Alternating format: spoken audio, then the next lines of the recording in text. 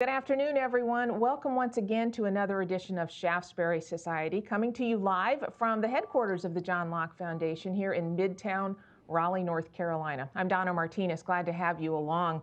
We've got another issue today that is front and center across the country, as well as here in North Carolina.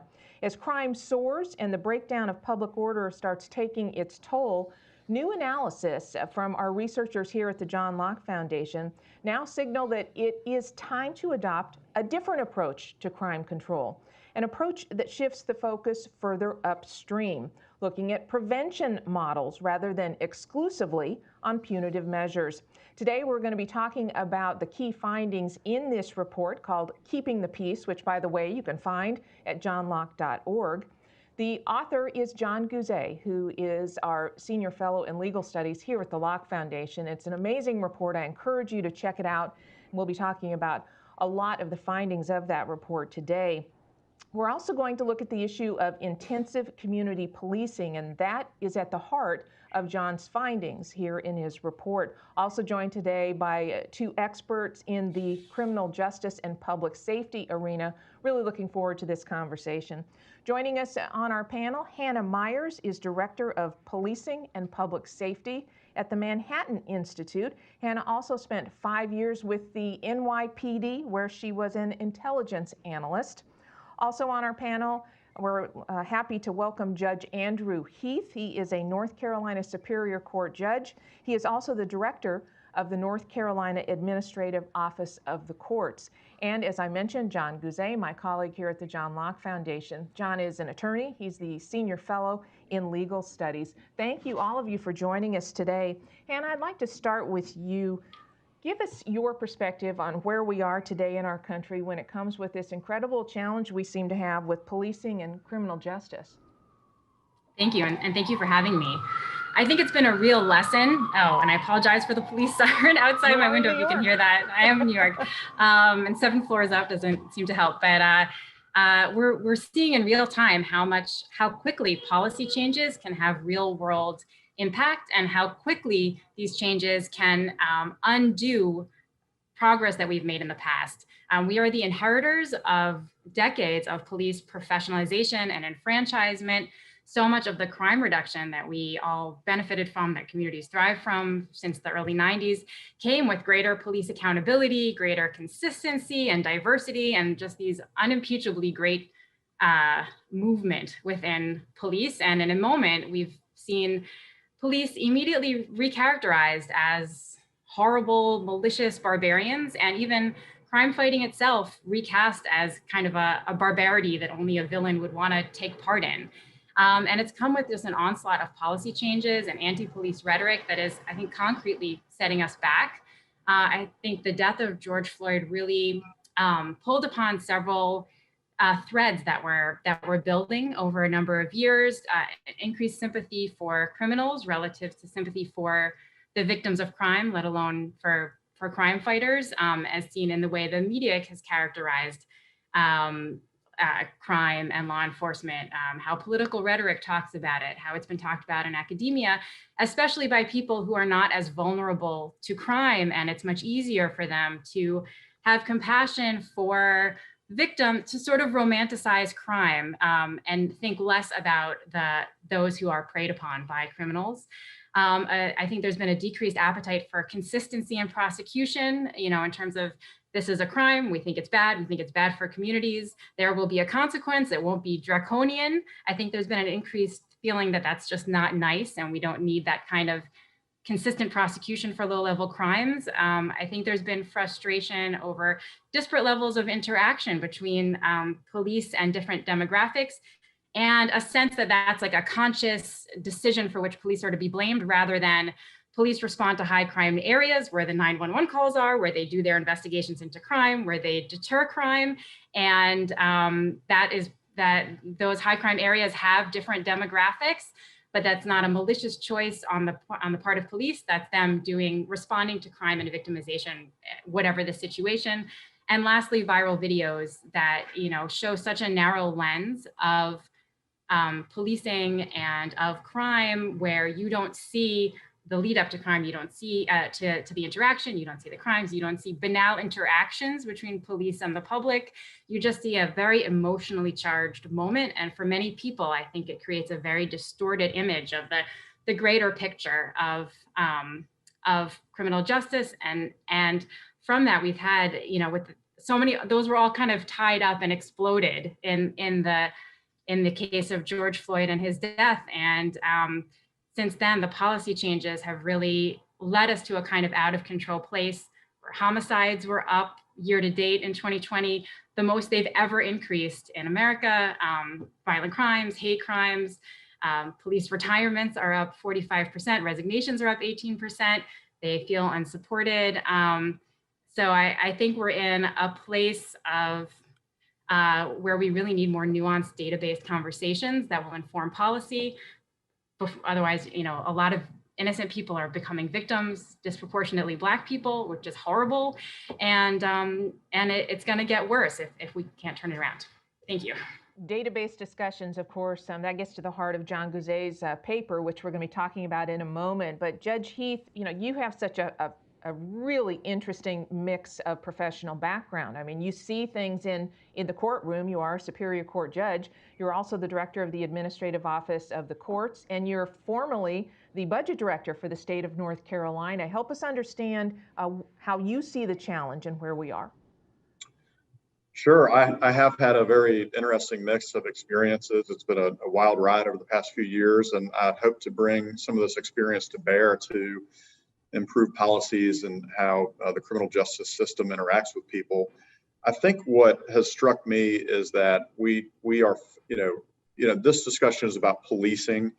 And at the time when the police are engaged, either a crime is about to be committed or has been committed or is in the process of being committed.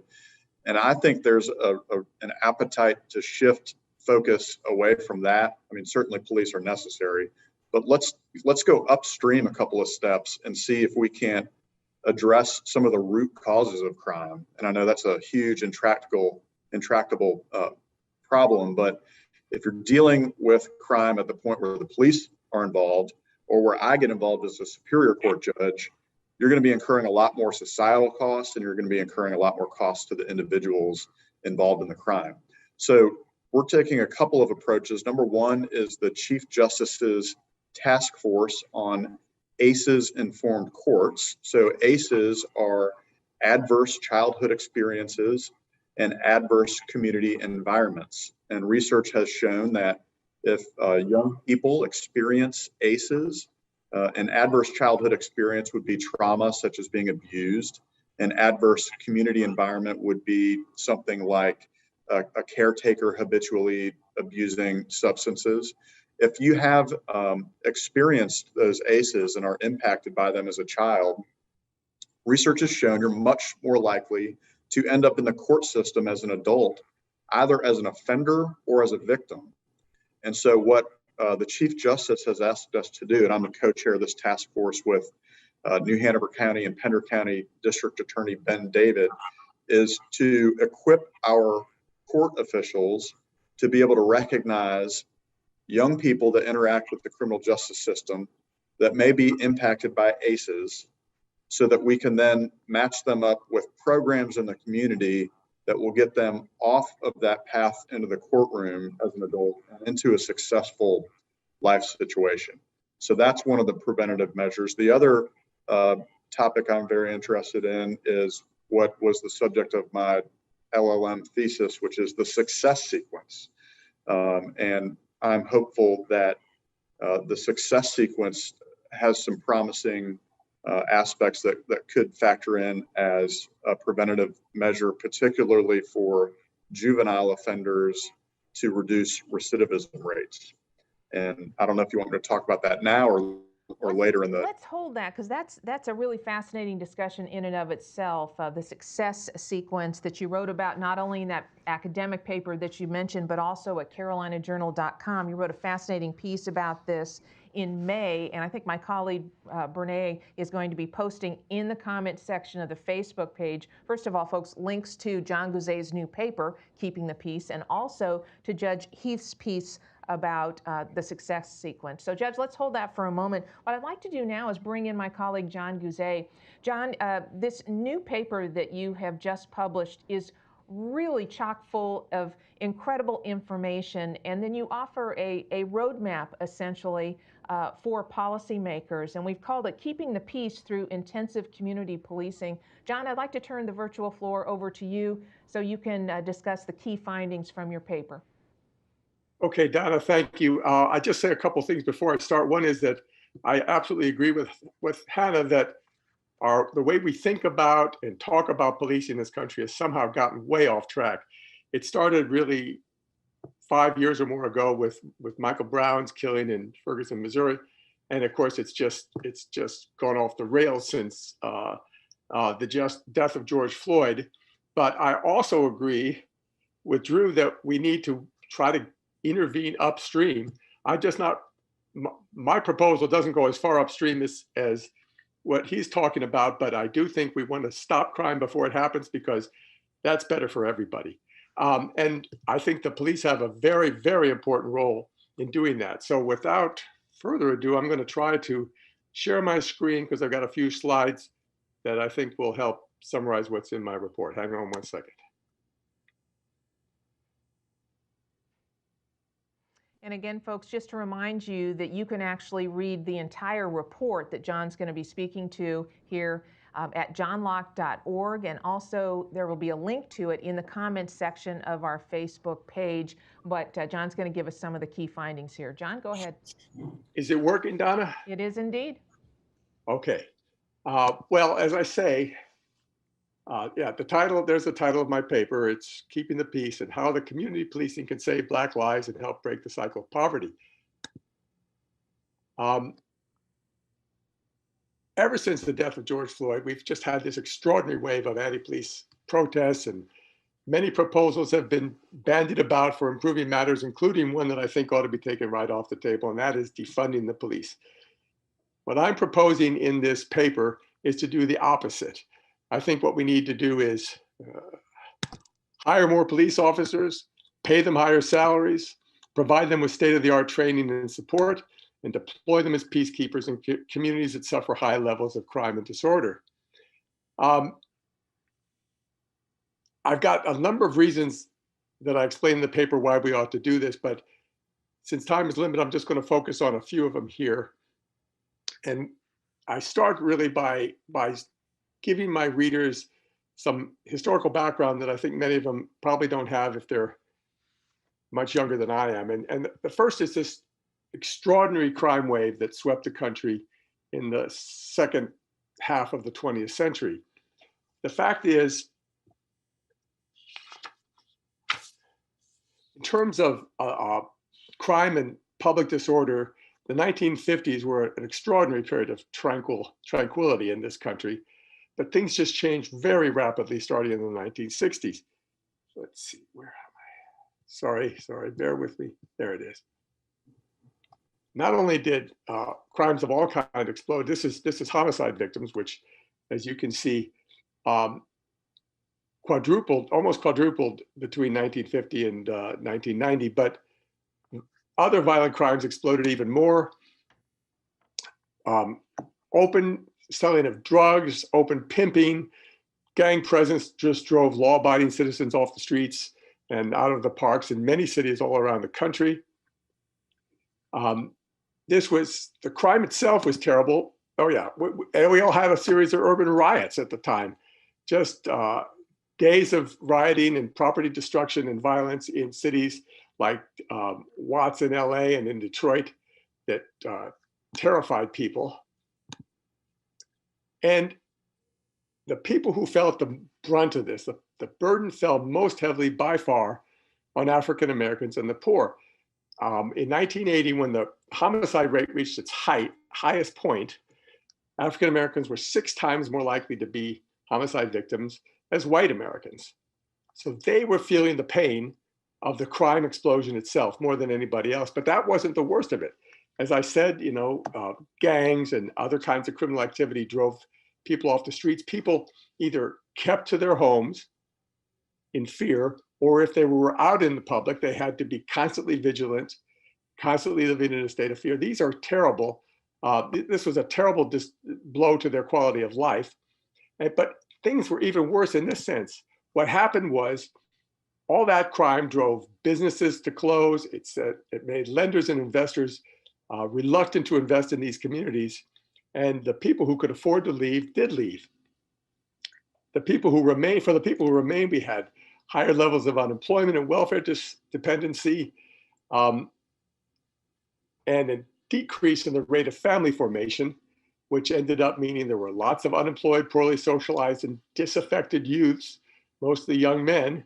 And when those people are spending lots of time on the street, crime increases even more. So we have this vicious cycle of crime and poverty, which started in the 60s, and in many of these communities, it's never really ended. Now, as Hannah mentioned, things got much better since the 1990s for a number of reasons, and crime declined, which is great. But even with all that decline, it still remained a huge burden for African Americans and the poor. And just to give you an example, in the most recent year for which we've got FBI data, complete FBI data, 2019, Blacks were actually more likely to be victimized. There was even a greater racial disparity. Blacks were 7 times more likely to be homicide victims than whites. Furthermore, hang on, moving too fast, sorry. Levels of crime stayed high enough to continue to discourage investment. And so the cycle of poverty and crime continued to spin all throughout this period. And then, of course, starting in about 2015, we started seeing homicide rates start to increase again. Other kinds of violent crime start to increase again. And this increase in crime is absolutely accelerated since the death of Michael Brown. Since the death of George Floyd. And now we've got unprecedented spikes in homicide all over the country. This is already leading to all the kinds of problems I talked about in terms of the cycle of crime and poverty. And unless something's done to curtail it, it's going to get much, much worse in the years to come. So we urgently need to do something. The question is what? In my paper, I talk about some of the negative effects of the approach that was taken before, which was to focus on punishment rather than deterrence. But I think we've learned from our mistakes, and the approach we want to take now is the one I outlined at the beginning. We want to hire more police officers. We want to pay them more. We want to give them state-of-the-art training and support. And we want to deploy them in large numbers in high crime, high disorder neighborhoods so that they can deter crime before it happens. Now, all of that's only going to work if it's really true that police presence deters crime. That might seem like common sense to most people, but when it comes to such important public policy issues, we can't just rely on common sense. And in this case, we don't have to. As I explained in the paper, there's a large and growing amount of very high quality social science and economic research that shows that, sure enough, more cops leads to less crime, just what common sense would lead you to expect. And in the paper, I cite dozens of these studies, and I provide detailed discussions of some of them. But for now, since time is limited, I'm just going to quote from a couple of sources. One is a report that was released during the Obama administration, I think it was in 2016, that summarized the best of those studies to date.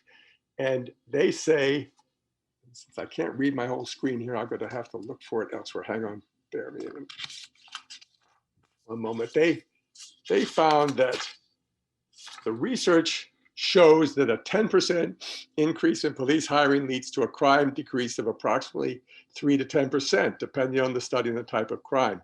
And here's the key: larger police forces do not reduce crime through simply arresting more people and increasing incapacitation.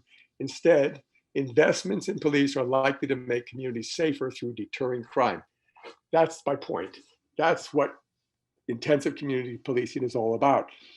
And then I'm going to quote from the most recent study, one that just came out last year. And what's unique about this study and makes it interesting for our purposes is that, unlike most of the others, the authors of this study, they disaggregated their data by race. And here's what they found. They found that expanding police personnel leads to reductions in serious crime. That's consistent with all the other data. But here's what's interesting. With respect to homicide, we find that every 10 to 17 officers hired abate one new homicide per year. In per capita terms, the effects are approximately twice as large for Black victims. In short, larger police forces save lives, and the lives saved are disproportionately Black lives. That's, I think, one of the main points I try to make in the paper. Intensive community policing can save Black lives, and it can also help break this cycle of poverty. That's why I think we need to adopt that approach to policing. And John, could I just say one thing about that? It seems to me that that conclusion right there is completely the opposite of the message of the defund the police movement. Completely the opposite. It is. I think the defund the police movement is just incredibly misguided, tragically misguided. But, you know, it's interesting. A lot of pundits, a lot of politicians, a lot of people on the left, they were pretty quick to jump on the defund the police bandwagon at the beginning, but I think they're beginning to realize two things. One is it's not popular with voters, never was. But more importantly, this spike in violence that has followed the George Floyd protests, it's got the public's attention. It's going to be probably the biggest issue for voters in many, many elections in the coming year. And these politicians especially are realizing that they need to have a way to respond to this that shows they do care about the victims of crime and they do want to do something to make them safer. My hope is that intensive community policing will provide them with a way to do that that is appealing, because it's not simply a return to the old find the bad guys and lock them up for a long time, the punitive approach that we went a little too far with the last time we had a huge crime wave in America. Nevertheless, it's not going to be an easy sell. And I put this slide up just to show that the anti-police hysteria that we're dealing with right now is obviously going to make what I'm advocating hard to sell. But I'm still reasonably confident that we can do it. And there's a lot of reasons why, which I explained in the paper. But I'm just going to mention one of them here. And that is that the moral case is profoundly powerful. There's a libertarian gadfly of whom I'm very fond. His name is Leonidas Johnson. And he has started a project to make this point in a profound way. You know, I mentioned the data before that shows that African Americans are much more likely to be homicide victims than white Americans. The same thing is true for African American children. And it has been for many years. And it's certainly been true since the current spike in homicide started. So Johnson's is maintaining a database that has the photographs of, the stories of, GoFundMe account links and other information about every child who's been killed as a result of street violence starting in 2020. I shouldn't say every child, because these are only the ones he's happened to find out about. There's undoubtedly many more, but as it is, let me see if I get my numbers right here. Bear with me. I mean, he's already discovered over 78 children who were killed in 2020, and he's up to about 32 or 33 this year already. Every one of those pictures is heartbreaking. I'm just going to share these few to give you a feeling for that. I mean, what are we doing? These are, if Black Lives Matter, surely these Black Lives matter most of all. When you look at these photographs, almost all of them Black, you cannot help but feel that if more policing, more intensive policing can reduce the rate at which Johnson's database is growing, then we've just got a moral obligation to try it. And I guess that's about all I have to say at this point. Let me see if I can get out of this screen share setup. If I might jump in about, please, I want to welcome Hannah and Judge Heath back to the conversation. Hannah, please. Sure, about why people have been so vocal in the defund movement, despite these trends and despite the fallout. I think there's a lot of different reasons. I think one is that people tend not to think or at least haven't in the past year and a half, about the unintended consequences of policies. There wasn't a moment of reflection about what have we seen in the past? What have we tried in the past? If we hate cops, who likes being policed, but what will actually happen if we get rid of cops? I think that's one factor. Another is very generational. There's a scholar, Michael Fortner, who did a lot of research about what people in the Black community actually mean by defund the police, who actually means what by it. And it very much so that the younger generation of people more literally want to get rid of police, defund police, abolish police. People who don't remember what the reality was like living with crime don't have that visceral memory, like, no, it could be really bad. We take for granted the relative calm of the past 20, 30 years. And also, as was pointed out, I think the majority of voters, majority of people in vulnerable neighborhoods don't actually want fewer police. Statistically, most people in America, when asked, want the more or the same number of police in their own community. What they think about others is best for other communities aside. For themselves, they want that safety, and they know instinctually and from observance that more police are required for that kind of security. So John, is it fair to kind of bottom line this as saying that police presence, a greater police presence, is a deterrent to crime? It's absolutely fair. More cops, less crime. I don't think that can be doubted based on all the research that's been done up till the present time. Judge, what's your reaction to these findings from John's paper?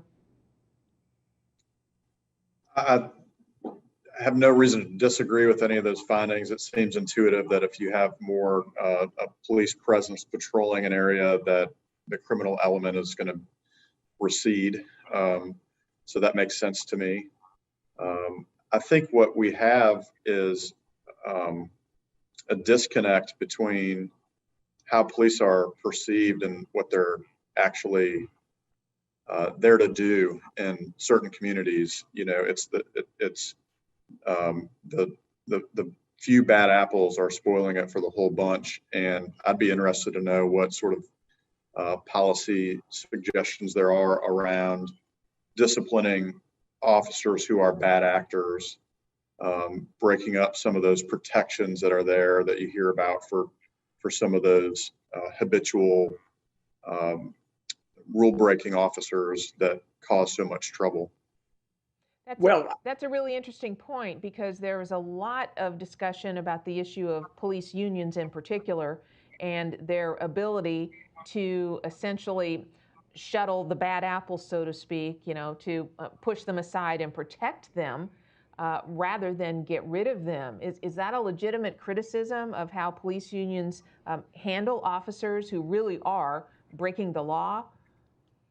Well, it is. And, in the paper, I say there's quite a few suggestions that have come out of this anti-police movement that have merit. And one of them is to do something about police unions. We're fortunate in North Carolina. We don't have public sector unions. We don't allow collective bargaining for public employees, and that's good. More states should take our approach, and that in and of itself would help. And there's other things. Something probably needs to be done to eliminate or reform qualified immunity. And on and on. There's a lot of things that can be done, and they're all good. Also, things like finding ways to do a better job of rehabilitating ex-offenders and get them back into the community as self-supporting, law-abiding citizens. Plenty of great work is being done in the way of along the lines of criminal justice reform. The point I do make in my paper, though, is that while all of that is good, I say an ounce of prevention is worth a pound of cure. If we can stop crimes from happening in the first place, it will make all these other problems with police misconduct and criminal justice reform much easier to solve. And so, as I say, that's why I say that, like Judge Heath, I think we need to look upstream. But I think of all the places we can have some leverage and make a difference, I really can't think of any that's going to be more cost effective than the focus on community policing in the kind of intense form that I've advocated. I want to play devil's advocate here for a moment, because there might be some people who either read the paper or they're watching or listening to us right now and think, and shorthand this, John, to say, well, he's advocating for just to be softer on crime. Why is what you're proposing not about being soft on crime? Well, I don't think it's, of course, there's always going to, some people aren't going to be deterred. And there are people in every community who pose a danger and commit crimes, and many of those people need to be locked up, and in some cases they need to be locked up for a long time. I'm not disagreeing with that in the slightest. But my point is that if we can stop crime from happening in the first place, everybody benefits, including some people who might otherwise have been criminals. This isn't going to be a panacea. It's not going to put an end to crime. And we need to be tough on crime. That's part of what's involved in any kind of policing.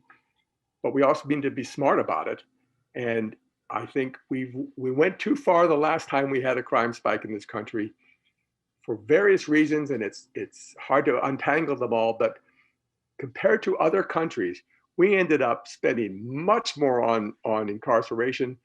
We hired many, many more incarceration officers, and we locked up incredible numbers of people. But at the same time, and not many people realize this, we were spending less as a percentage of our gross national product on policing than most other countries in the world, and then virtually all European countries. We were hiring fewer police officers than most on a per capita basis than most countries in the world, and then virtually all European countries. All through this period, we've been under-policed, not over-policed, and we need more police.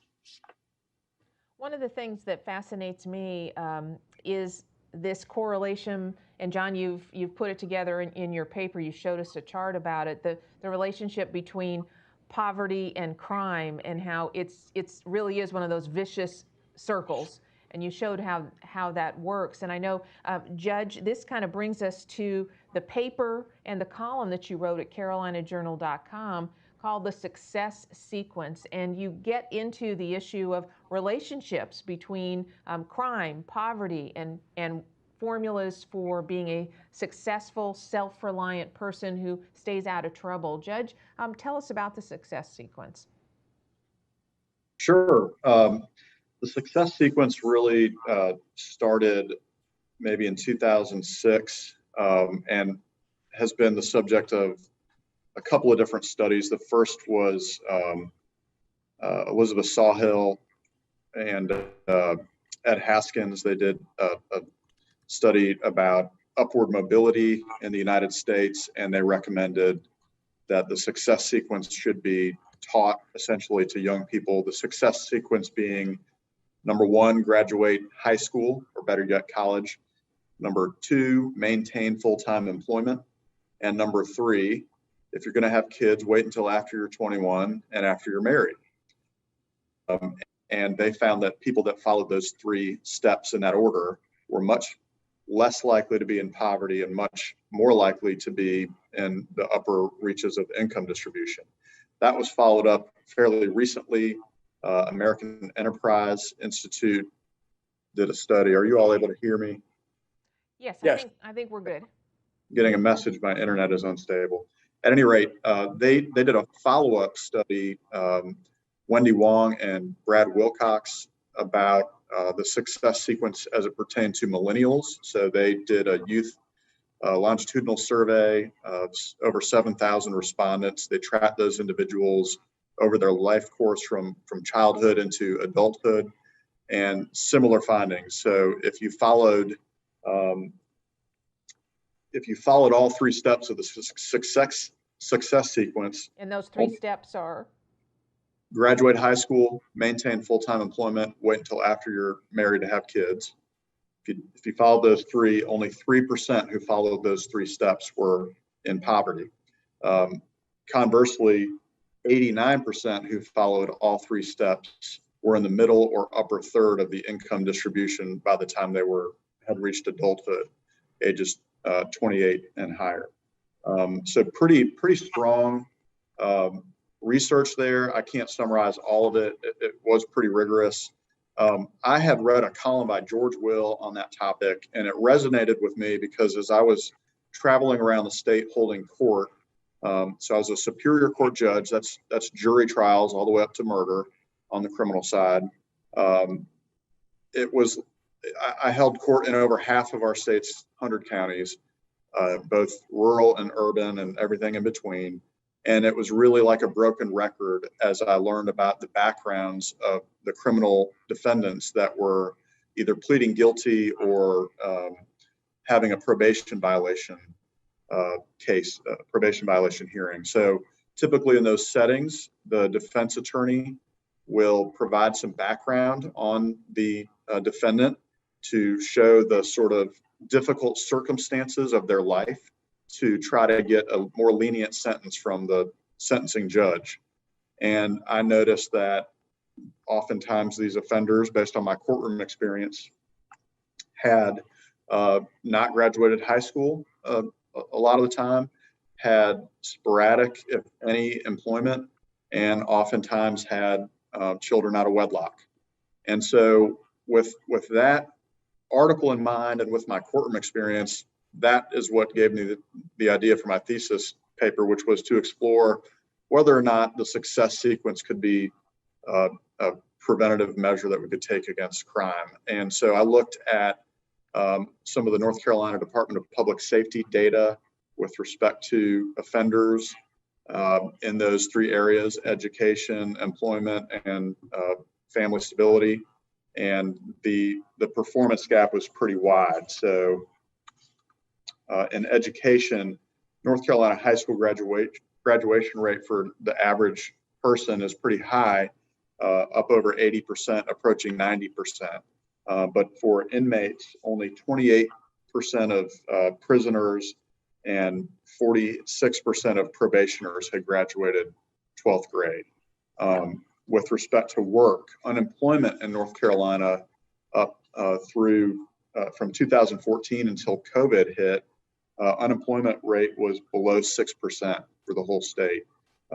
Yet 50% of offenders were unemployed at the time that they were sentenced.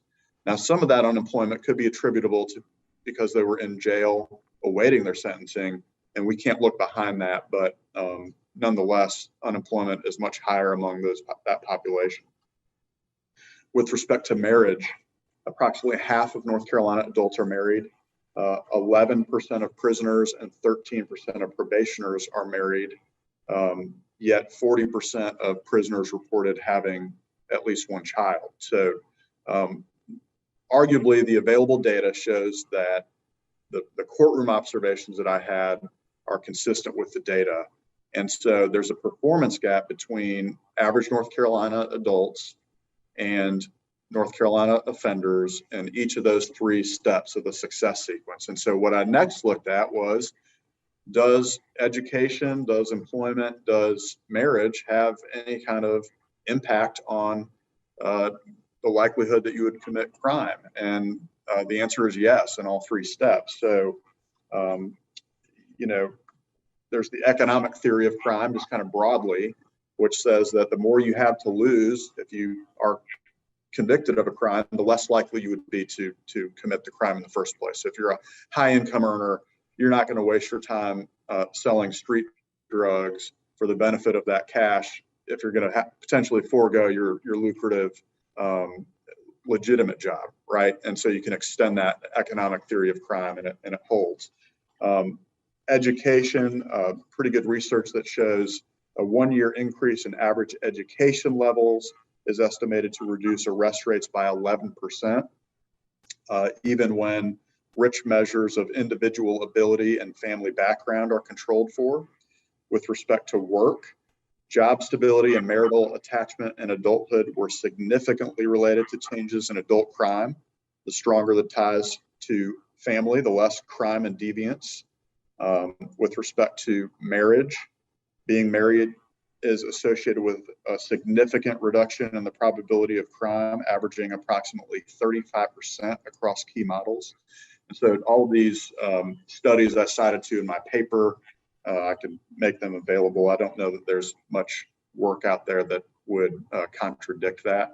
And so I am very optimistic that the success sequence, if not focusing on the individual steps of the success sequence, could play a role in equipping young people with the knowledge that they need to make positive life decisions around some major areas of life, education, work, and family formation, that could contribute to a less likelihood of them committing crime as adults.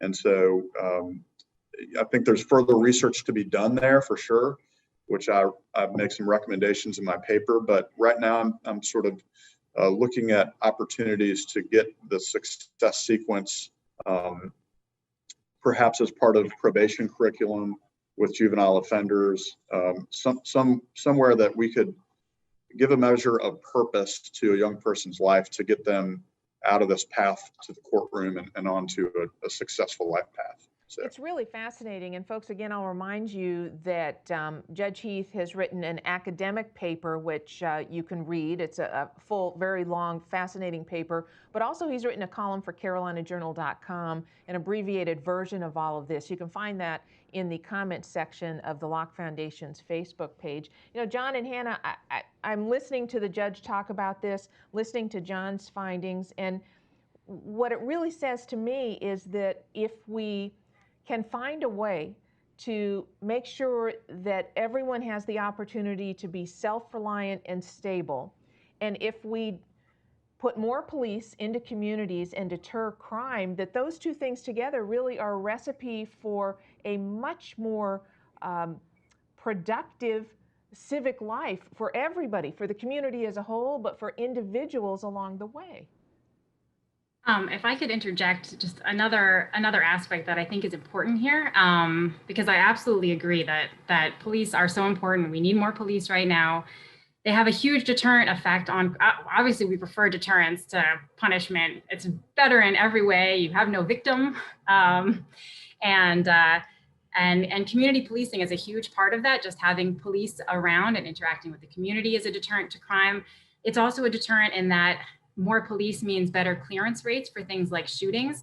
You can devote more man hours right after a shooting happens to the investigation. And if you can make an arrest on a shooting, there's less likely to be a retaliation. There's more likely to be trust. You can devote more man hours when you have more cops to training, because normally training takes cops away from whatever else they'd be doing. And it's a budgetary limit in the man hours of police. You can have more police there to trade off when they're doing riot policing or things that really fray a person. You don't want a cop that's exhausted and overworked, you know, doing verticals in a housing project where they're going to get, you know, exhausted, make bad decisions. You want enough police that you can do all those things, which cumulatively do deter crime. But I think we also can't lose sight of the importance in prosecution in this and the consistency in prosecution. You know, it's really a team, you know, it's really law and order. You can have police arrest and arrest and arrest, but if, you know, a person is not getting prosecuted for that crimes, they quickly realize that it's not such a bad consequence. And you might have, you know, an intelligent young kid who could do well in school, but who sees it's not a big deal to be arrested when there's no consequence. I would, you know, respectfully push back on the idea that we've been focusing on punishment too much, you know, as in a kind of a, you know, smack on the wrist kind of a way. I think in this country, besides that decarceration has been decreasing in the last couple of years, most people who are serving long-term sentences are there because we don't want them. We don't want them in their communities. We don't want them at home with their children. We don't want them out on the street. They have committed murder. They have committed rapes and sexual assaults. They have committed violent, you know, aggravated assault and burglaries, and they've committed them over and over and over and over again. There was a Bureau of Justice Statistics report recently that found that looking at a 12-year period, I think 36% of people convicted for violent felonies were at the time of their arrest on probation, on parole, or awaiting trial for another crime. One reason we have so much incarceration in the US relative to other countries is recidivism, shootings, and homicides that make the need for incarceration there, you know, the need to incapacitate people. I would say that one reason we were able to spend relatively little on law enforcement in the past few decades relative to incarceration is that police had a greater impact. Even fewer of them were able to have more impact because of the long-term benefits of having so many consequences for so many of the people who were arrested. We published a report a few months back about the deterrent effect of DNA database and expanding the DNA database, that a young person who knows that he is in the DNA database is not only less likely to commit a crime or recidivate, he's likely to make other life choices, hang out with different kids, stay in school longer, and get a job. So I would say, because I mean, the validity of the success theory is, clearly borne out in, what we see in reality in every novel that we've read, and in, in what you see in TV shows and in what you see in courts. Clearly these decisions in life lead to a more productive life that's better for everybody. But I think the deterrent effect of knowing that if you're arrested, you're gonna be prosecuted and it's gonna suck and you might go to jail, gets people off that cycle of seeing an incentive to do it anyway, and to get kind of inured to the process of being a criminal, where you get further and further away from the likelihood of going down, these 3 successful steps in life that we want for other people and we want for our communities. Oh, I agree. And I just want to say, I was very impressed by Judge Heath's report. I had been one of these people who were somewhat skeptical of the success sequence. I just wondered if we really are seeing causation here, or it was a correlation that resulted from some other kinds of factors, like maybe this kind of people who can follow the success sequence are the kind of people who are going to be successful anyway. But your report convinced me that there really is a causal relationship, and I'm 100% in favor of more emphasis on individual agencies and helping people learn to make good decisions, as opposed to the blanket "it's the system's fault" attitude that lets people off the hook. That said, though, and I'm sure Drew would agree, there are systemic problems that make it harder for some groups to follow the success sequence than others. And a big part of that is, that cycle of crime and poverty that I talked about. If you grow up in a neighborhood where high levels of crime and disorder have driven away investors, driven away businesses, and resulted in high levels of unemployment, it's much harder to follow the sequence. So all these things work together in complementary ways. We just need to get on with it and do them. We have certainly seen a movement in this country, and we've seen it in several cities here in North Carolina, where district attorneys, the prosecutors, they definitely have a point of view and a move to elect and put up as candidates much more progressive individuals to be district attorneys, who then may use their discretion to choose not to prosecute. And I think, to Hannah's point, is that something we should be really careful about as voters, the point of view of the people we are electing to make those decisions? Not to jump in again, but yeah, I think we should be very worried. I mean, I think one of the problems is that movement has gained so much momentum so quickly that we don't have all the data yet to process what is the impact of allowing people to commit crimes and then not prosecuting them, not detaining them, setting rules like here in New York City against judicial discretion and whether someone's a risk to the community and, hey, should be detained until trial. Things like that, where again, an abundance of compassion for a criminal, for an offender, which we should all have compassion for everybody, but without weighing in the risk to the community, I think is having and will have long-term impact, and we should pump the brakes on that. One reason that gun violence is so off the charts is that there's a big movement to make carrying an illegal weapon, besides the fact the impact of fewer police, where you're less likely to get stopped, you're less likely to get stopped by an undercover or a uniformed police officer. So you feel much more comfortable carrying your gun around. If you're carrying your gun around, you're much more likely to shoot it, and you're much more likely to think, hey, the rival gang is carrying their gun around, so I should really have my gun. And if you have your gun, if you don't have your gun, you can't shoot it. If you have it, You can. And then, we just had a primary in New York City for our next Manhattan district attorney. And the nominee, who is very likely to be the candidate in the end, the elected, because New York City is such a heavily Democratic place, has said that he will not prosecute carrying unlicensed firearms. Well, that sends a very clear message. And just to the point about the impact of poverty on crime, I think we should be careful in saying that poverty is a root cause, has to lead to crime. We saw in the recession of 2008, I mean, so many people were plunged into poverty and plunged below the means that they had before. We didn't see a crime spike. We saw the opposite. So many immigrants come to this country, it's almost a stereotype in Asian immigrants that they're dirt poor. They work themselves so hard. They make sure their kids have an education. I mean, this speaks very much to the success theory and to the idea of a cycle of violence, where it can be cultural in communities to see poverty in a certain way and to respond to it in a certain way. But again, yeah, I think prosecution is just a huge component of pushing people in a responsible, productive direction.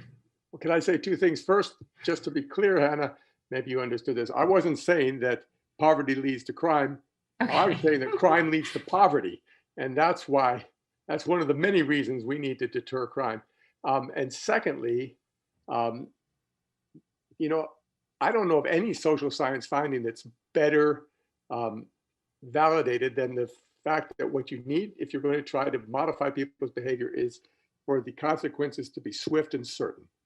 Mm-hmm. And one of the problems we've got, and I'm sure you agree with the way the system is working right now, is consequences aren't swift and they're very uncertain. And that actually has the effect of encouraging the bad behavior that we'd like to see people decide not to engage in.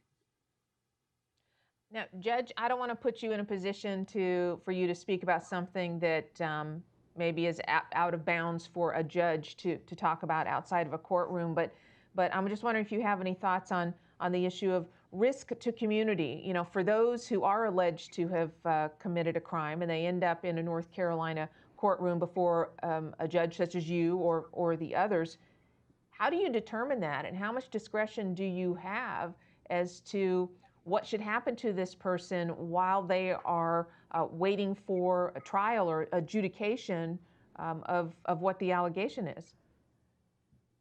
So the Superior Court judge has a lot of discretion with respect to pre-trial detainment, setting bond and the conditions of release while the case is pending, and also with the sentences. So, on pre-trial release conditions, you do look at you look at things like prior criminal history.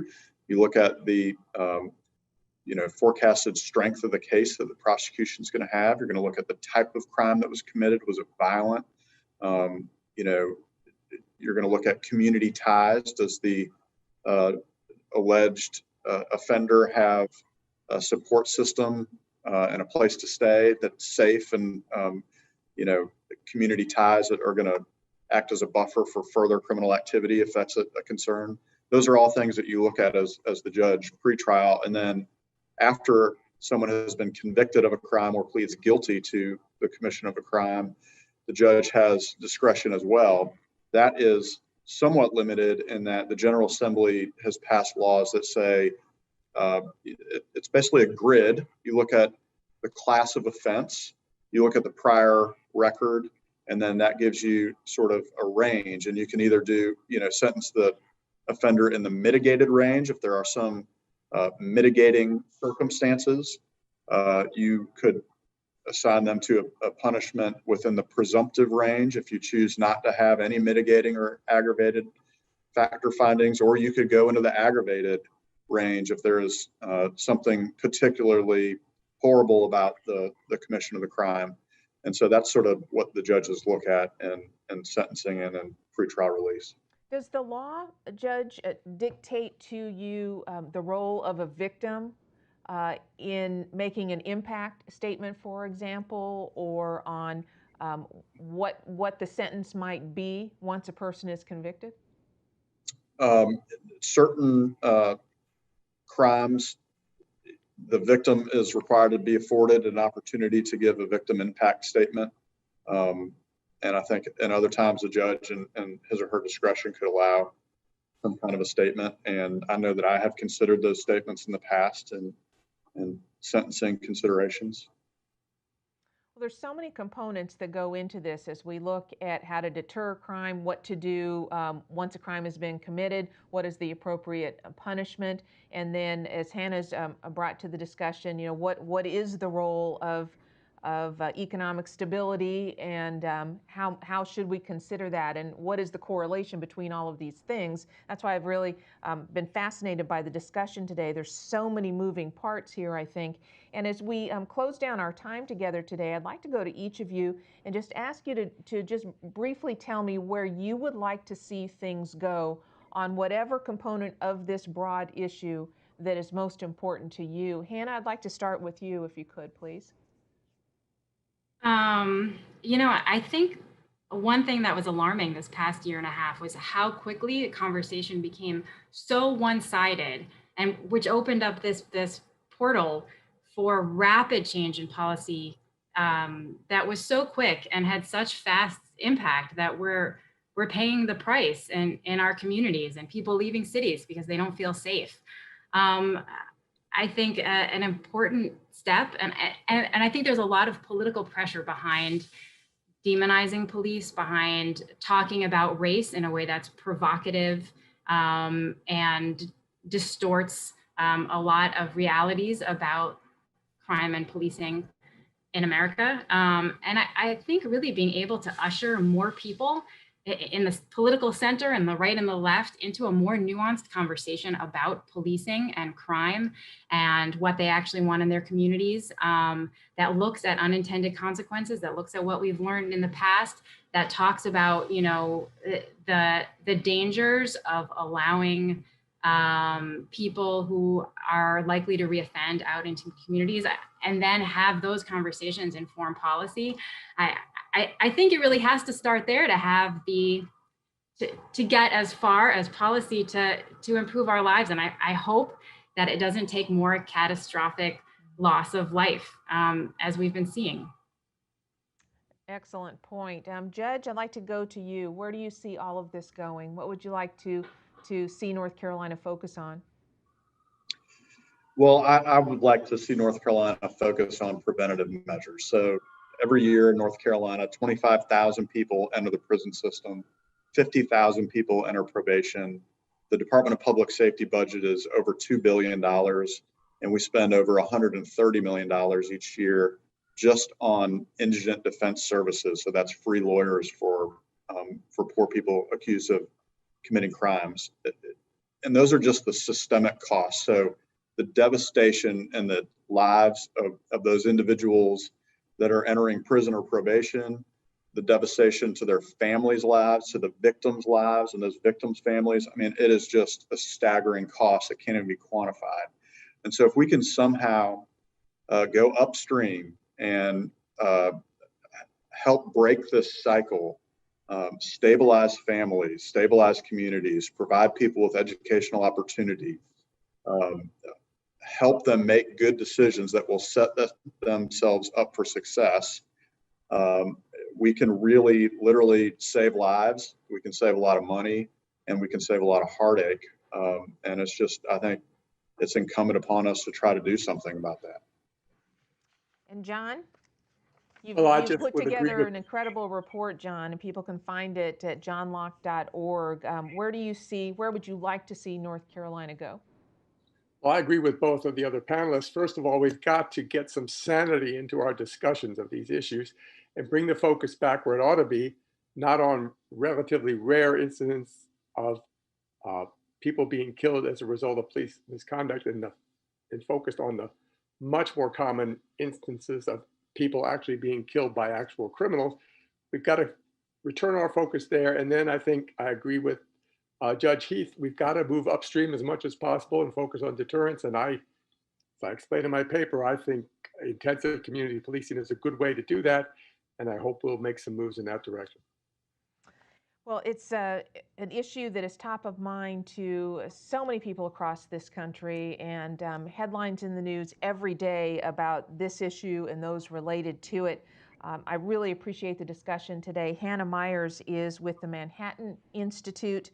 Judge Andrew Heath is a Superior Court judge in North Carolina. He's also the director of the North Carolina Administrative Office of the Courts. And John Guzet is my colleague here at the John Locke Foundation. He is the senior fellow in legal studies. Folks, thanks so much for sharing your perspective today. We really appreciate the conversation.